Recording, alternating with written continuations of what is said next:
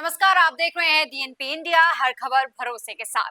मेरा नाम है स्नेहा तिवारी और आज चर्चा करेंगे कि बिहार की सियासत पर कैसे इफ्तार का रंग चढ़ा हुआ है। इससे पहले जब होली आई थी तो होली के रंगों में सियासत रंगी हुई नजर आ रही थी, लेकिन फिलहाल इफ्तार पार्टी के आसपास बिहार की सियासत नजर आ रही है। मेरे पीछे कुछ खबरों की कटिंग लगी हुई है, इन खबरों को जरा ध्यान से देखिए, आपको पता चल जाएगा कि बिहार में फिलहाल सियासत चल कैसी रही है और क्या बिहार में सब कुछ ठीक चल रहा है, जैसा अनुमान लगाया जा रहा था वैसा ही चल रहा है। चलिए एक एक कर खबरों को समझने की कोशिश करते हैं। सबसे पहले एक खबर है कि भाई महागठबंधन में सब कुछ ठीक है क्या?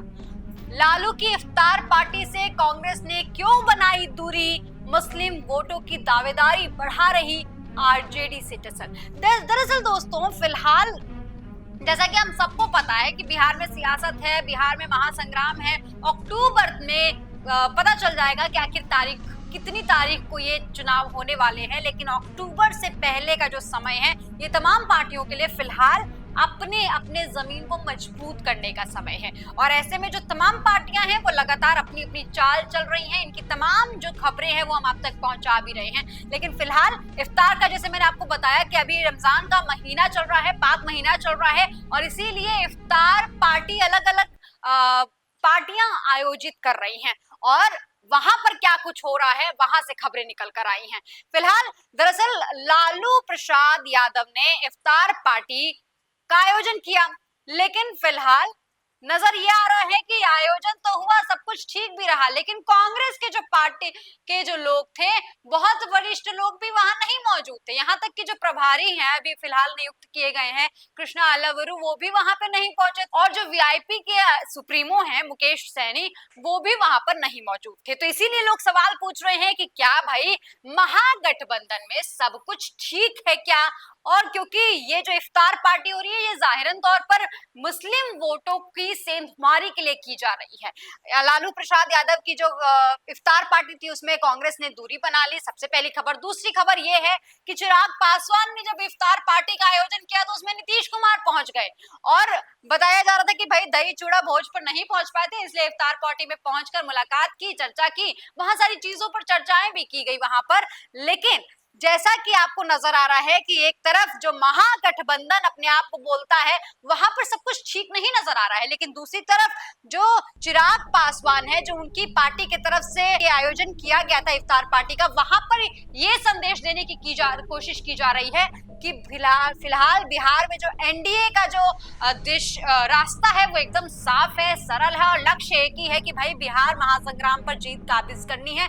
यही महासंग्राम में, और साथ ही साथ ये भी संदेश देने की कोशिश की जा रही है कि सब एक ही जैसे चल रहे हैं, क्योंकि इससे पहले नीतीश कुमार ने वक्फ अमेंडमेंट बिल को लेकर जो बातें की थी उससे मुस्लिम काफी नाराज नजर आ रहे थे बिहार में। लेकिन फिलहाल यहाँ पर पहुंचकर उन्होंने जो अपने जो नाराज मुस्लिम थे शायद उन तक संदेश पहुंचाने की कोशिश की है कि अभी फिलहाल वो मुस्लिम वोटर्स के साथ हैं। अब देखिए, जब लालू के इफ्तार पार्टी में झटका मिल गया कि भाई मुकेश सहनी नहीं आ पाए, तो वहीं चिराग पासवान की तरफ से नीतीश वहां पे पहुंचकर उन्होंने चौंका दिया। तो माना यह जा रहा है कि अब बिहार में खेला होगा। अब इसे आप समझिए कि कैसे कैसे जो तमाम पार्टी हैं वहां पर मुस्लिम वोट्स की सेंधमारी करने में लगी हुई हैं। ये जो कुछ चार्ट्स आप मेरे पीछे देख पा रहे हैं, सबसे पहले समझिए कि कितनी सीटों पर मुस्लिम वोटर्स कितने हैं।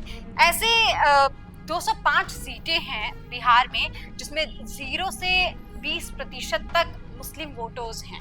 इसके साथ ही 27 ऐसी सीटें हैं जिसमें 21 से 40% तक वहां पर मुस्लिम वोटर्स हैं, वहां पे मुस्लिम वोट्स हैं, और 11 ऐसी सीट्स हैं जिस पर 40 से ज्यादा मुस्लिम वोटर्स मौजूद हैं। तो ऐसे में कहीं ना कहीं जो अलग अलग सीटों पर जितनी जितनी वोट परसेंटेज है मुस्लिम वोटर्स की, उन तक ये संदेश देने की कोशिश की जा रही है जैसे अलग अलग पार्टियों ने अपनी अपनी रणनीति बनाई है उसके तरफ से इन मुस्लिम वोटों को जीतने की कोशिश की जा रही है, और अलग अलग सीटों पर उससे फायदा कहीं ना कहीं पार्टी को मिलने वाला है।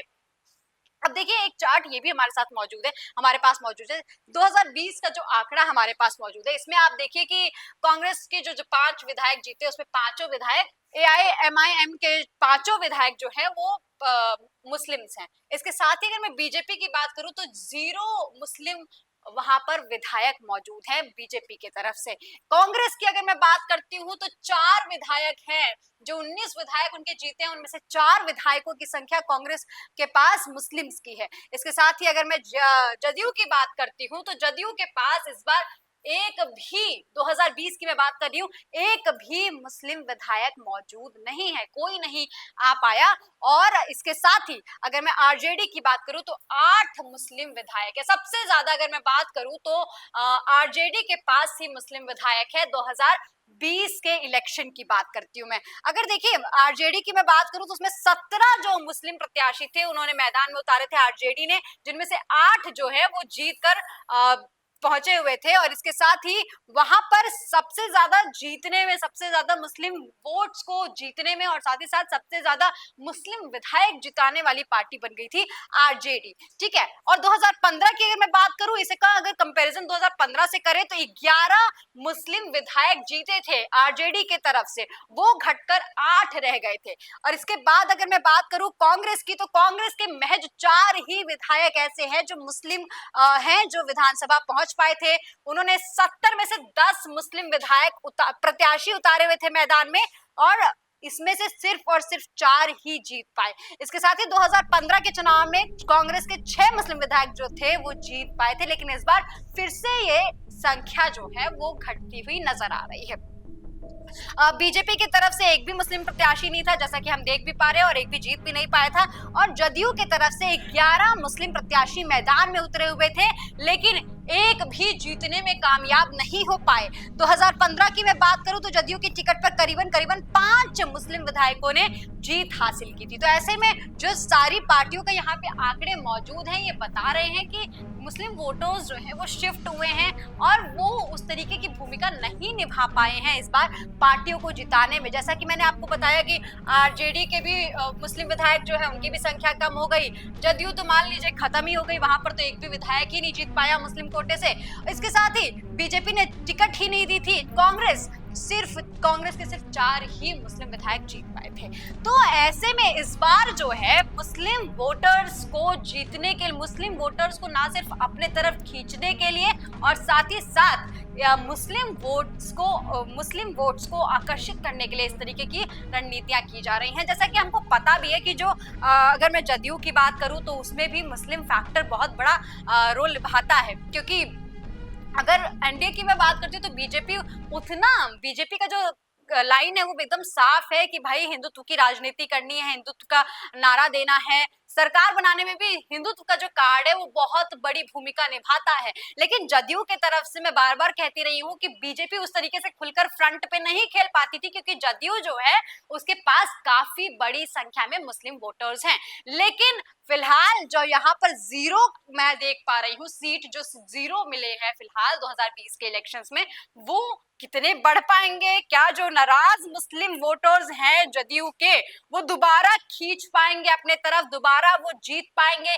ये समझना जरूरी है। और क्या जदयू फिलहाल और नीतीश कुमार फिलहाल इस पर कोई प्लान बना रहे हैं? अभी हमने हाल ही में देखा था कि नीतीश कुमार का पुरजोर विरोध किया मुस्लिम समुदाय के काफी सारे ऑर्गेनाइजेशंस जो हैं उन्होंने, क्योंकि उन्होंने वक्फ अमेंडमेंट बिल जो है उसको समर्थन दिया था और इसी की वजह से नाराज थे मुस्लिम वोटर्स और साथ ही बहुत सारे ऐसे समुदाय जो मुस्लिम्स के हैं। लेकिन अब जदयू 2025 के ऐसे इलेक्शंस में क्या करने वाली है जो यहाँ पर ना सिर्फ मुस्लिम वोटर्स की संख्या बढ़े बल्कि जो मुस्लिम विधायक हैं उनकी भी संख्या बढ़े? क्योंकि अगर यहाँ नहीं बढ़े तो माना जा रहा है कि जदयू का जो वोट बैंक है वो काफी हद तक कम हो जाएगा, वोट शेयर जो है वो बहुत हद तक कम हो जाएगा और बीजेपी जो है वो लगातार, जैसा कि मैंने आपको बताया ये कि बार बार बढ़ती हुई नजर आ रही है और हो सकता है कि 2025 के बिहार महासंग्राम में सबसे बड़ी पार्टी बनकर निकले। हालांकि उसने 2020 के इलेक्शंस में भी कोई भी मुस्लिम कैंडिडेट नहीं उतारा था, लेकिन 74 सीटों पर जीत दर्ज की थी, जो कि दूसरी बड़ी पार्टी बनकर निकली हुई थी। अब ऐसे में क्या यहाँ पर सबसे बड़ी पार्टी बन के निकलेगी बीजेपी या सबसे ज्यादा वोट शेयर लेके जाएगी, ये देखने वाली बात होगी।